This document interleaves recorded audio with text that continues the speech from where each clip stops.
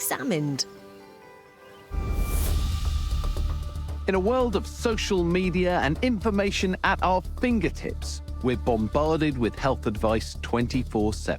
And cutting through the noise can be tough. I just thought, what have I done? From miracle medicines that do more harm than good, to rip-off remedies that waste your money, we'll help you sift the right advice from the downright dangerous. It's just, okay, here, you should try this, you should try that, or you should stop doing this and start doing that. We'll shine a light on medical malpractice and criminal behaviour. Non-cancerous. I didn't have cancer. From scammers preying on the most vulnerable to pretend practitioners, I literally look like Frankenstein's monster. we'll help you take your health in your own hands. This is Con or Cure.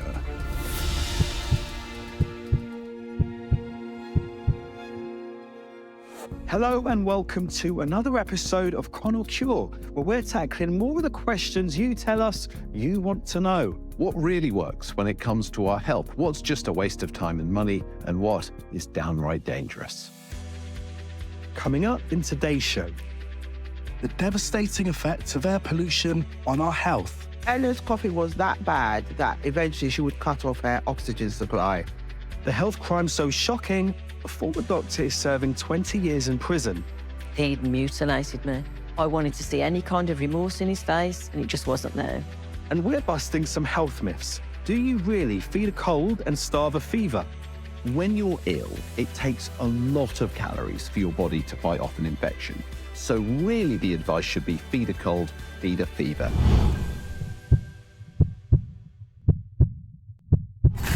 But first, we're talking hair transplants. I'm not going to lie, I think my hair looks all right, but for some, hair can be a bit of an insecurity. With many celebrities getting a new look, some might think that hair transplant is the way forward, but it doesn't always work out as you might expect, as Jerry in Scotland found out. Take a look at this.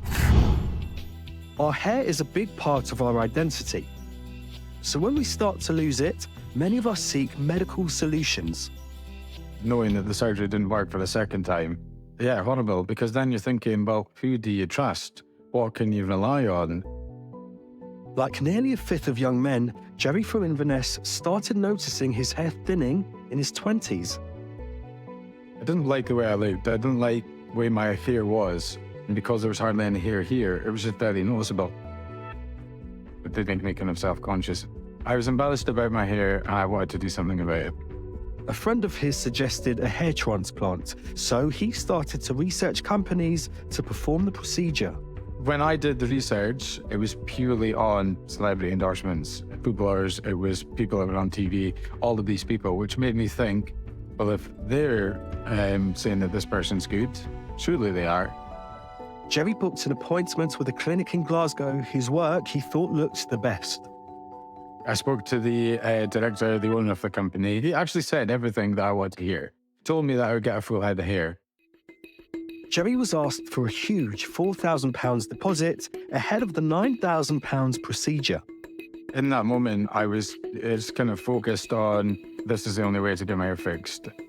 You're trying to leave this other life behind and you're wanting to be starting this new life. So it was the easiest and the best solution. Jerry's procedure was to be what's known as an FUE, a follicular unit extraction.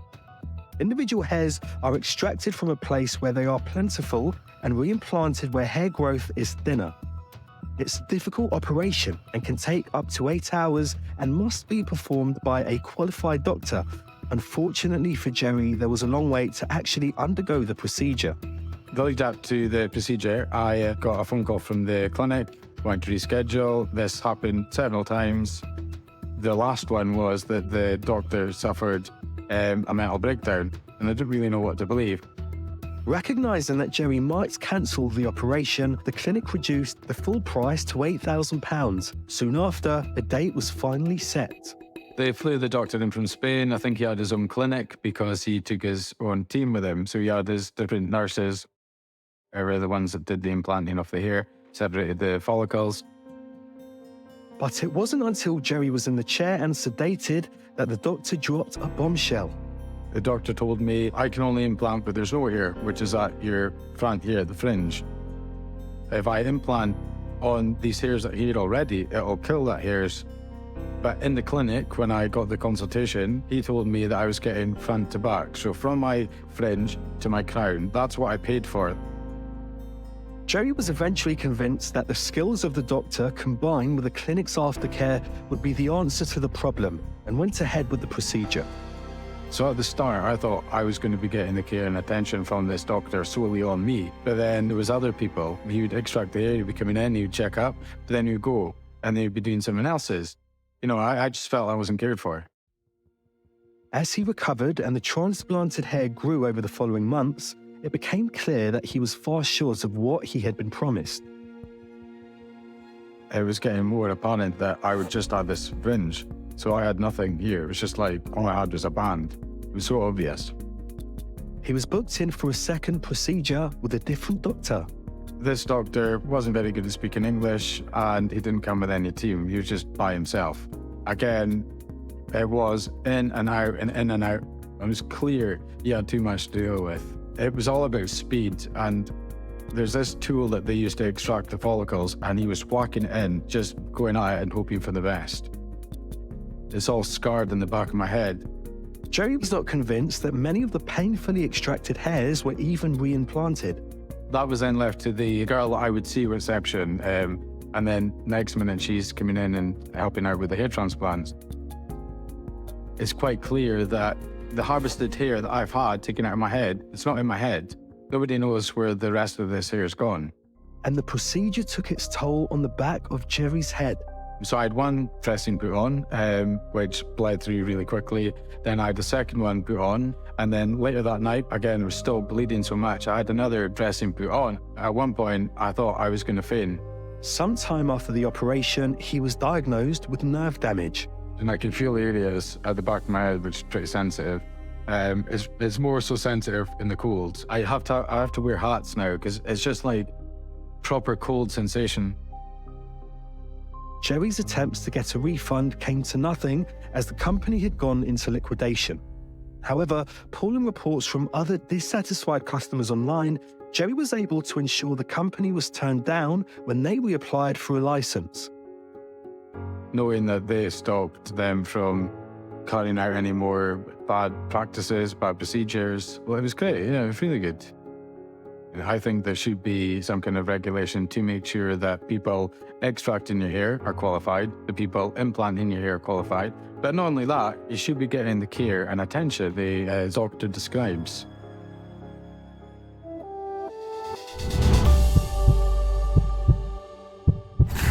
We are joined now by renowned hair transplant surgeon, Dr. Greg Williams, who has regularly provided repair services to people from the UK and abroad who've had botched hair transplant surgery. So, Greg, thanks very much for joining us. As someone who has been offered on several occasions hair transplant surgery, I've always kind of wondered, like, does it really work? And if so, how much does it depend on the person doing it? Absolutely, it works. Hair transplant surgery is a fantastic procedure that can really boost an individual's confidence and self-esteem. And yes, it does work in the majority of cases, and no guarantees. I expect about 90% of the hairs transplanted to grow, and that would be a technical success. But actually, the subjective success is how an individual feels about the result that they've gotten. Okay, so it is, and how much does it depend on the surgeon doing it? Presumably there's a range, like with all surgical procedures, there's kind of range of quality you can get. Absolutely, very dependent on the skill and expertise of the doctor doing it, and specifically that a doctor is actually doing it. Because in a lot of cases, both in the UK and in health tourism destinations, the actual surgical steps, the cutting of the skin, is being delegated to non-doctors, and that's including non-health professionals, so laypersons, if you can believe it. If you're going abroad and you come back and you're sort of reasonably happy with it, is that the sign of a kind of good transplant? A lot of guys are going to be happy they just have more hair than they did before, so they think that's good. But because maybe they don't know what a great transplant should look like, they're satisfied with what they got. A great transplant should be actually completely natural looking, really almost undetectable. So maybe even your hairdresser wouldn't guess you've had it done. Really? Okay, I didn't realize you could get it to that level of quality. It is a time where many people are thinking about going abroad to get these transplants. What do you think of my hair? You've got great hair. Okay, well, Have you had a transplant? there we go. Quality. Mate, you look good too. Thank you. This is important to say, though, because I did send some photos of my hair to a bunch of clinics abroad. Many were respectful. Some I'm waiting for responses, but one in particular, Greg, said that I needed a hair transplant. They have been relentless in getting in touch with me. Even today, they've been messaging me and asking me for a deposit. Tell me what's going on there. Yeah, so I think patients should be aware of any clinic that's got pressurized sales tactics, and that includes aggressive follow-up calls, the advertisements of discounts, especially time-limited discounts, and patients should really do their research very carefully before jumping in and having a hair transplant. These days, you Google hair transplant surgery once or twice, and all of a sudden you're going to be targeted and bombarded with directed advertisements. And with many of the treatments that we've come across on this show, we know that if you're vulnerable, if you're particularly insecure about your hair, you will be inclined to make a payment and get this treatment abroad. Absolutely. There's no question about that. And again, I would just stress, it's really important to do your homework carefully. So a lot of hair transplant clinics won't even make it clear who the doctor is going to be. So, you know, they'll talk about famous doctors or in the UK, GMC registered doctors, but it's really important that you know who the doctor is, what their qualifications are, what their experience is. And if possible, actually talk to some patients who have had surgery at that clinic. I sort of have some insight into the vulnerability of people with this because I've felt a sort of slight mourning for my loss of hair, but I'm a bit older, I'm a bit more relaxed, and there is an option of just losing your hair and not worrying about it. But for some people, it is really stressful. We all have things that we feel self-conscious about. But I think hair these days, there's so much pressure with social media for guys, for, you know, pecs, abs, hair. It's true. And particularly with younger men. So, you know, men in their late teens, early 20s, where they're just having some natural receding of their hairline, not necessarily male pattern hair loss, and feel very, very, very vulnerable that they need to do something about it. So if, like Jerry, you've had a hair transplant and you don't feel it's gone well, you're not happy with the result, what can you do? So I think what often happens when people have their first transplant, where perhaps they haven't done the due diligence, is that they realize what they should have known before they had the first one.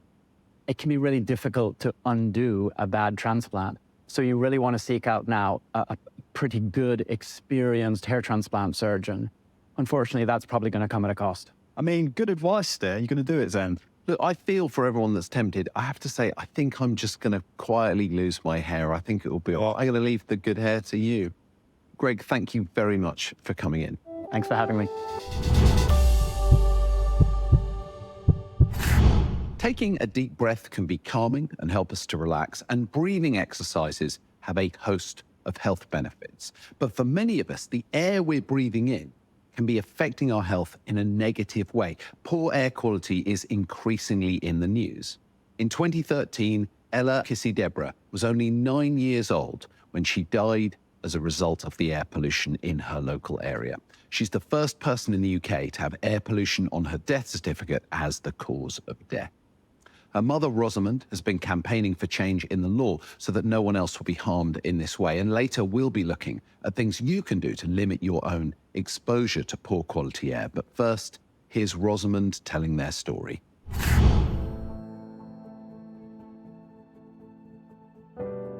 My name is Rosamond Adu Kissi-Debrah. I am the mother of Ella Roberta Kissi-Debrah. Ella's personality is typical of her firstborn, very pushy, very articulate, intelligent, incredibly artistic. Just like a typical 9-year-old, she was born in Lewisham Hospital, and she also died in Lewisham Hospital. Ella was a happy, energetic, and fun-loving child, doted on by her mother and twin siblings. Just 3 weeks after her 9th birthday, her life was cruelly cut short.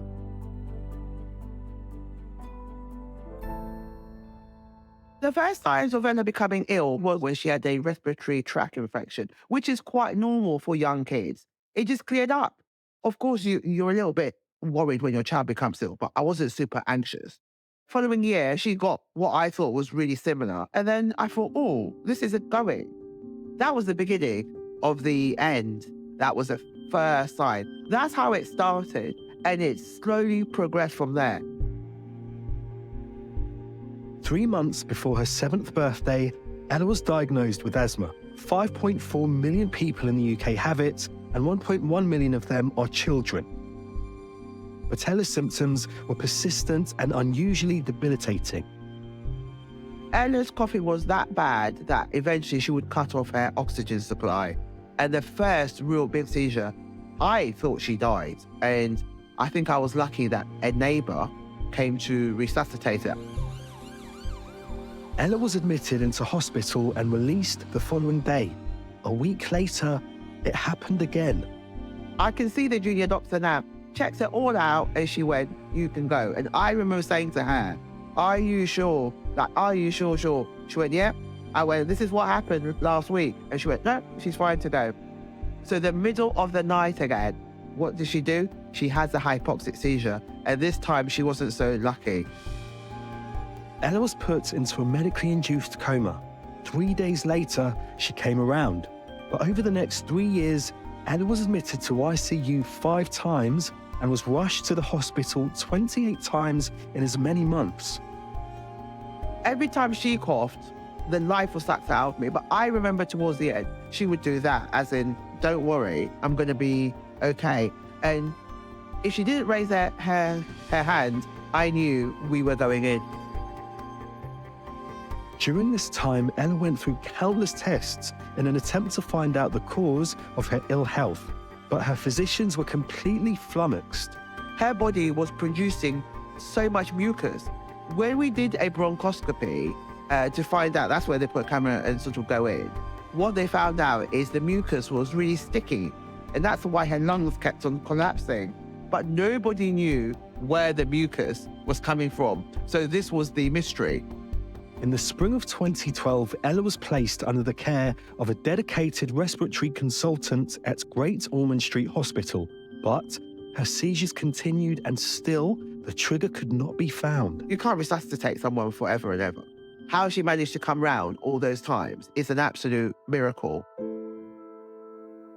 On the 15th of February 2013, just 3 weeks after her 9th birthday, Ella suffered a major seizure from which she could not be resuscitated. When you love your child, you can never, ever accept the end. You can't, because whenever she came round after that awful thing, she was back to normal again. After her death, a pathologist report identified other factors may also have been responsible. When they opened her up, that's when they saw the damage. The pathologist said Ella's lungs look like the lungs of a smoker. So all the time she was going back home and we thought everything was okay. No. Ella's death was reported in the papers and drew the attention of experts who were quick to point to the high levels of air pollution in Lewisham. Following legal advice, Rosamond applied for a second inquest to determine the cause of her daughter's death, and in January 2019, the Attorney General Geoffrey Cox gave his consent. The result sent shockwaves around the world. Ella today remains the first person in the UK to have air pollution as listed as a cause of death, and she's the first person in the world. The coroner said on the night she died, the levels in Lewisham were the highest ever. If you remove the air pollution, she would never have got asthma and she would never have died. And the question still remains, who is responsible? What Rosamond would discover at the end of the 9-day inquest was shocking. All the levels in Lewisham throughout all Ella's life were all illegal. And it's not just in Lewisham. As we sit here now, I think 70% of the country is still in illegal levels, according to WHO. And the levels we're talking about are 2005 levels, just so that we're clear. Last year, in 2021, there were more stringent levels. Right now, we haven't even got to the 2005 levels. Right now, the government are telling the British public it's going to take them to 2040 to get to the 2005 levels. I just think the British public need to understand what is going on. Air pollution is estimated to kill 40,000 people in the UK every year, enough for the World Health Organization to call it the new tobacco, because it causes similar diseases to smoking. Following Ella's death, Rosamond has become a one-woman mission to raise awareness of the issue. I set up Ella's charity in her memory in 2013. If people think it was just Ella this impacted, it is absolutely wrong. Asthma is the #1 childhood disease in the UK. 1.1 million children have asthma, and it's the most common reason why a child would be absent from school in this country. There's still low level of awareness about the impact of air pollution on health. So we haven't achieved all we want to achieve still. Though there's undoubtedly more to achieve, Rosamond's campaign has made a real impact. In 2019, Sadiq Khan, the Mayor of London, introduced the ultra-low emission zone, which has cut toxic air pollution in the area by a third. It's due to be expanded in 2023. The more diesels that come off the road, the better. Getting 44,000 dirty vehicles off the road is a good thing. Government everywhere can throw trillions at healthcare. They can, but unless they clean up the air, people are going to continue to become ill. In 2023, it will be 10 years since Ella passed away. Ella is the canary in the coal mine. She had to suffer so much in order for change to happen.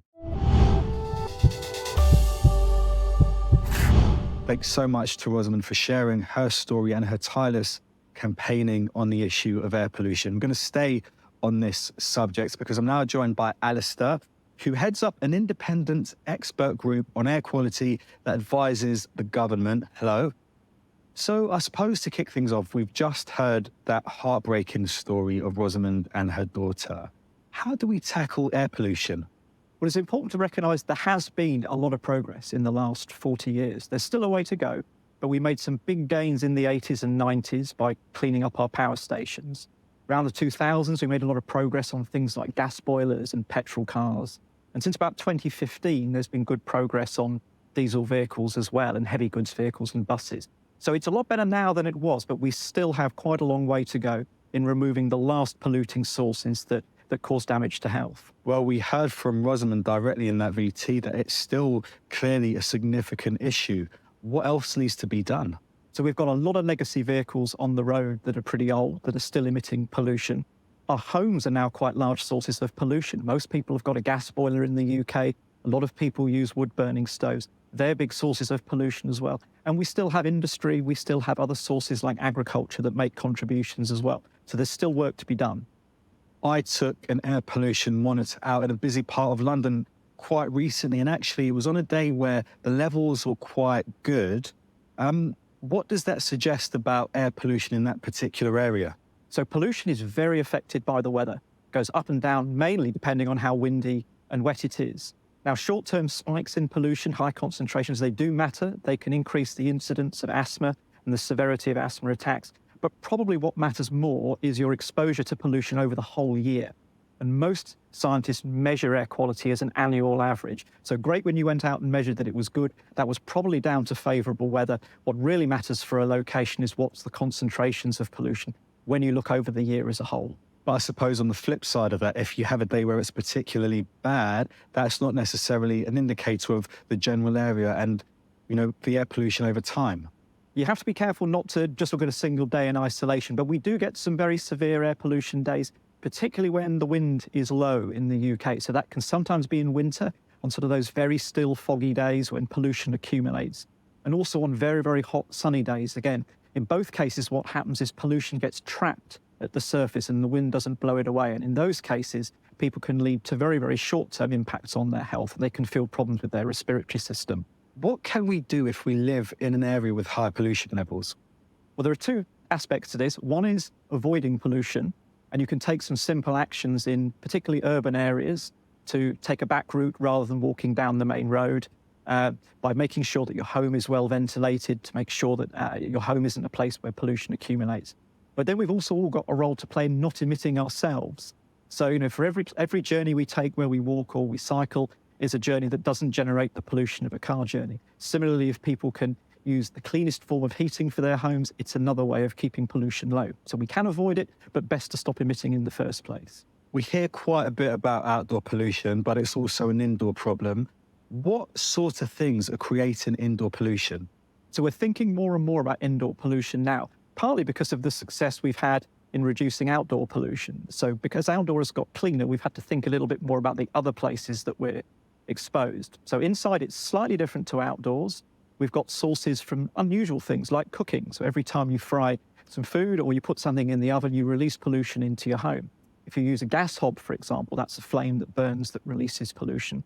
And we have other sources like chemicals in the home. So if you open up the cupboard under your sink, you'll find all sorts of clean materials. If you open the cupboard up in your bathroom, lots and lots of personal care products.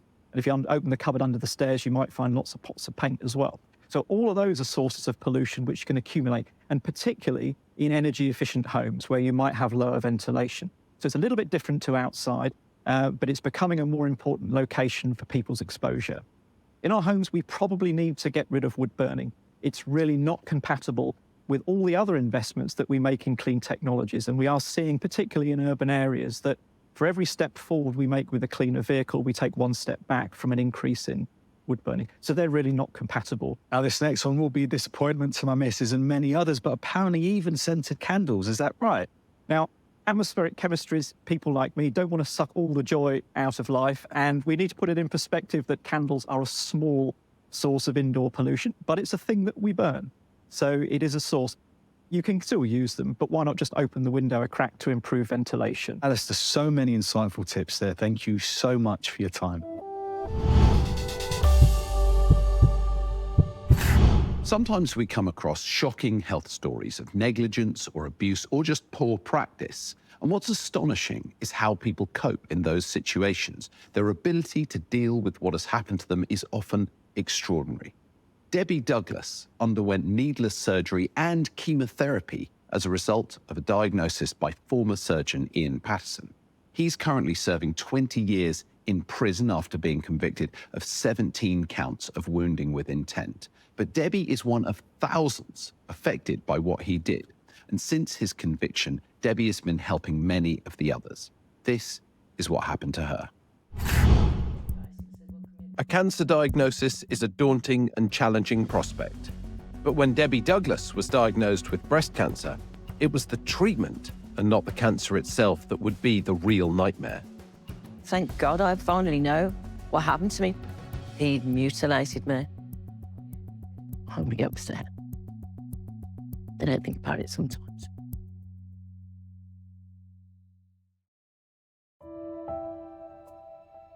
In 2003, aerospace worker Debbie, then aged 45, made a startling discovery. I discovered a lump in my breast. It was like a light bulb moment. I thought, I've got cancer. I knew I had to get checked out. Debbie had private health insurance through her job, so she was able to get a referral the same week to a leading consultant at Spire Parkway Hospital in Birmingham. I was told, well, you'll have Mr. Patterson. He's the best there is. And everybody affirmed that I was lucky to have the best consultant you could have. He examined me, sent me for a CT scan, and he said, there's a bright colour on the scan. We're going to have to remove the lump. I'd just lost my parents to cancer, so that all came flooding back to me, and I just cried. Debbie and her husband returned for a second consultation a few days later. Straight away, he said, you have got cancer. I hope I didn't mislead you on Friday when I said that the lump had to be removed, but your breast has got to come off. And I was like, that was the biggest shock to me. And I said, well, can't you just cut the end of it off, And he said, no, it's too near the connecting vessels. Ian Patterson planned to perform what he called a cleavage-sparing mastectomy. You'll go in with 2 boobs and come out with 2 boobs and a nice flat stomach. We'll reconstruct your breast straight away. But despite facing such extensive surgery, Debbie was pleased with how quickly things were progressing. The speed of everything happening was reassuring to me. I'm so lucky to have Mr. Patterson. I've got the best there is. I went through a really big operation. I was cut from hip to hip. The flesh from my stomach was taken up to reconstruct my breast. They had to reconstruct another belly button. I had an elliptical scar right round my breast. I had a long scar under here where he'd removed all my lymph nodes. And I woke up in an absolute world of pain. I had 3 tubes coming from under my arm, 3 tubes coming from just above my pubic bone. I had an epidural. I had a morphine drip, an oxygen mask, and a catheter fitted. Recovery from the surgery was long and slow. I went into that operation as quite fit. I was very independent, and I came out feeling totally disabled. I was shuffling around like an old lady. But that wasn't the end of Debbie's treatment. She was also referred to an oncologist for chemotherapy. My hair started falling out. I felt sick. I felt so tired as it built up and built up. You can't taste things properly. I had constipation. I had the runs because it's just poisoning your system. I remember on one occasion, the worst occasion, every single part of me hurt. It was just such a horrible, horrible treatment. It's an ordeal familiar to many cancer sufferers, but worthwhile if it'll get rid of the disease. As she recovered, Debbie was encouraged to join a local support and fundraising group by Patterson's nurse. She said, you should go along to Breast Friends and you'll see women there further down the journey than you and they look amazing, you know, I really think it'll do you good. And the group were in awe of their saviour, Ian Patterson. Patterson was made patron of our group. He was always put up front as the, you know, again, here's the best consultant, here's the man that saved all you ladies. He almost had people that looked upon him as some kind of rock star. How brilliant is he? But behind the scenes, there were more troubling revelations. Complaints were being made about Patterson's unorthodox cleavage-sparing mastectomies as early as 2003. There was little whispers around from certain patients, but I also had a niggle in my mind that something wasn't quite right. Debbie only became aware of more serious concerns about Ian Patterson in 2011. There were articles appearing in local press that said patients of Ian Patterson had been recalled for an unapproved operation. Sometime after that, I did get a recall letter. Initially hundreds and then thousands of Patterson patients from across the NHS and the private sector were being recalled to have a review of their treatment. So some months later, after that initial recall, I opened the letter and couldn't believe what I was reading. It actually said, you're a lady with benign, in brackets, non-cancerous breast cancer. We'd like to see you for a further review, that kind of thing. And I went, non-cancerous? I didn't have cancer. Part of my brain was thinking, oh my God, I didn't have cancer, thank God. But the other part was, if he's done all this to me and I didn't have cancer, so angry as well when I read that. Debbie's solicitor hired an independent medical consultant who spelled out the scale of the unnecessary treatment that she'd suffered. In his opinion, I should have been offered a much less invasive operation. They'd cut the lump out, but they'd cut around the lump to make sure all the cancer was clear. It would have meant that I wouldn't have had all these scars. I'd have been out within a day, probably.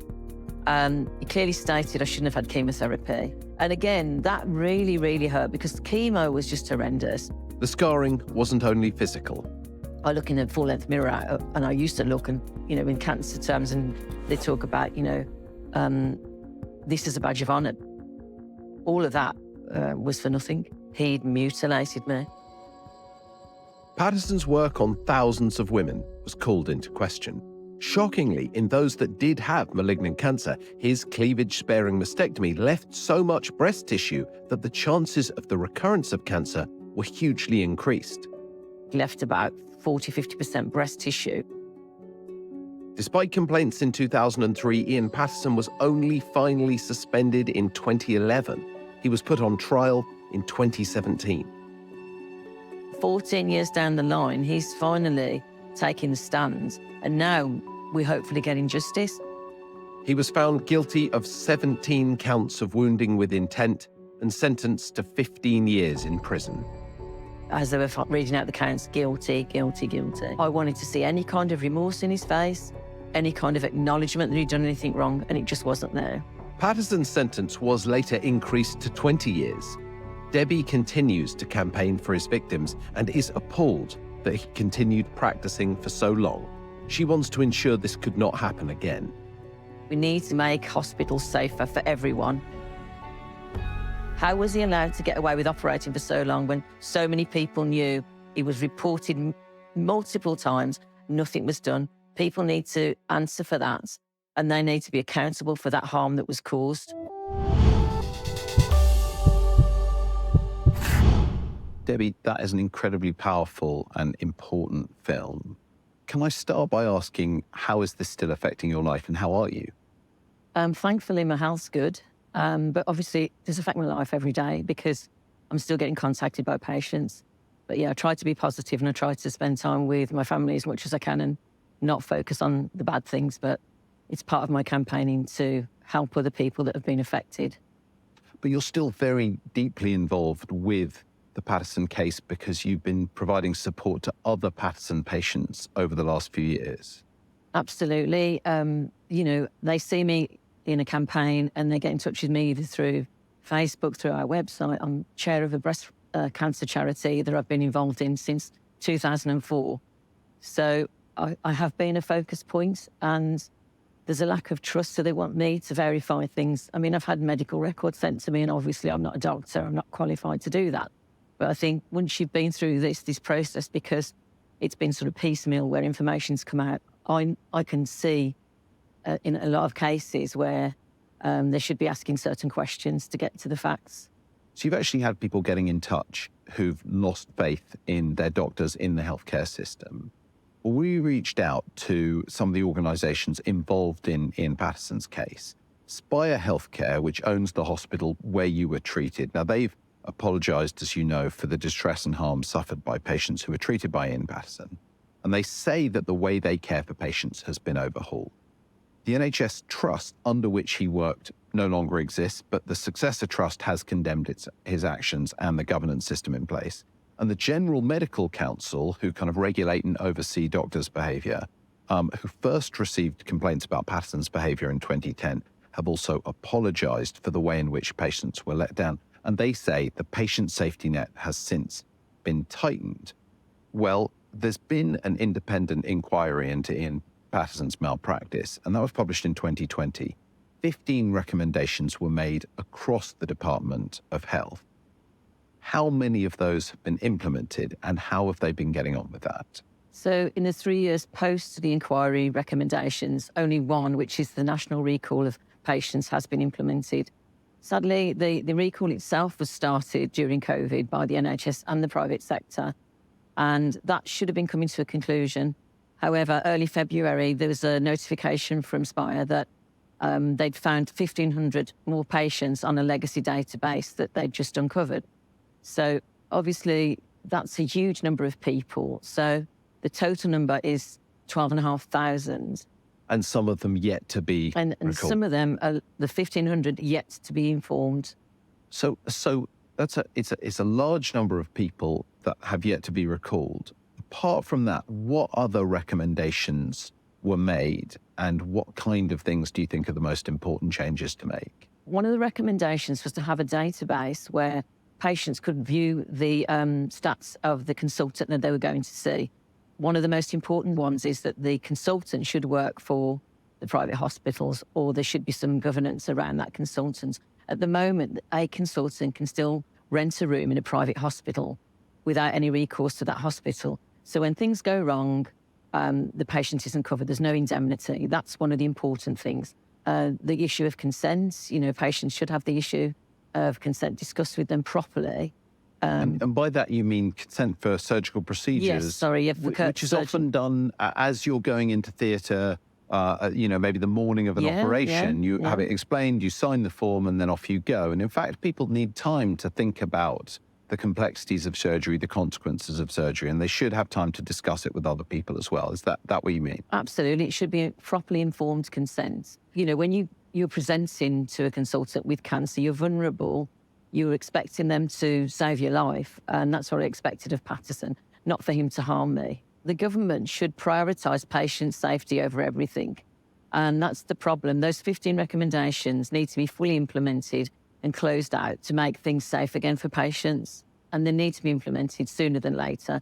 It's 3 years post the inquiry, and that's far too long for patients to potentially be harmed. Worth saying, the vast majority of healthcare providers want to help their patients and do a brilliant job. But still, these implementations are incredibly important to prevent another pattern because one doctor can do a huge amount of harm and for general patient safety.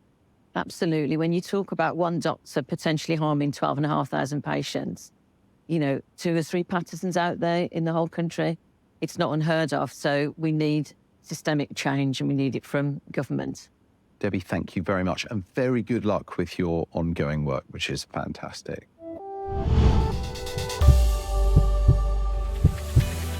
Throughout this series, we're busting some common medical myths. The folk tales, notions, and fallacies we've all been led to believe. Are they true or truly nonsense? Today, we're clarifying if you really feed a cold and starve a fever.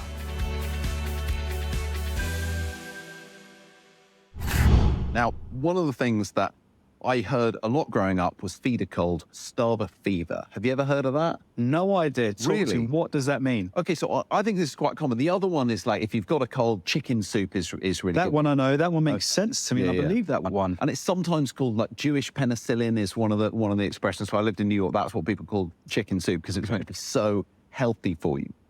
Feed a cold, starve a fever is half wrong. When you're ill, it takes a lot of calories for your body to fight off an infection. If you have, for instance, a big ulcer, that might cost you several hundred or even 1,000 calories per day if you've got a big wound. And if you're running a fever, again, it could be hundreds or even thousands of calories to keep your body at a high temperature. I've never thought of having a cold or wound in terms of calories. So it is energy expensive to be ill. And often when people are ill, they don't want to eat. And you can see them get into a spiral of kind of weight loss and poor health because they get malnourished with chronic illnesses. So really the advice should be feed a cold, feed a fever. And the reason chicken soup is good is because it's kind of tasty and easy to eat and it's quite nutrient rich. But I have had times where I've been ill, I've lost my appetite. So what's going on there? I think that it is reasonable in these situations, assuming someone's not extremely ill, you know, obviously then speak to your doctor. But if you say, look, I'm really not feeling hungry today, I feel a bit under the weather, I think that's all right. Your body is a reasonable guide as to what you need. But obviously, if someone's losing lots of weight, have a chat with your doctor. But I think in general, just remember, being ill takes calories and you want to get adequate nutrition. And chicken soup, it's a reasonable way to go. Nice.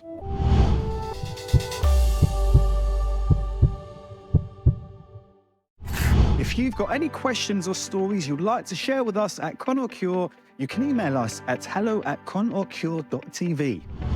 That's it from us today. Join us next time when once again we'll be exposing cons, celebrating cures, and exploring everything in between. We'll see you soon. Curing kidney stones proves painful neck. Stories from across Scotland with paramedics on the scene. From best-selling book to a hit series, immerse yourself in a mystery from the 1950s to present day, a time-hopping whodunit. Press red to watch Magpie Murders on iPlayer.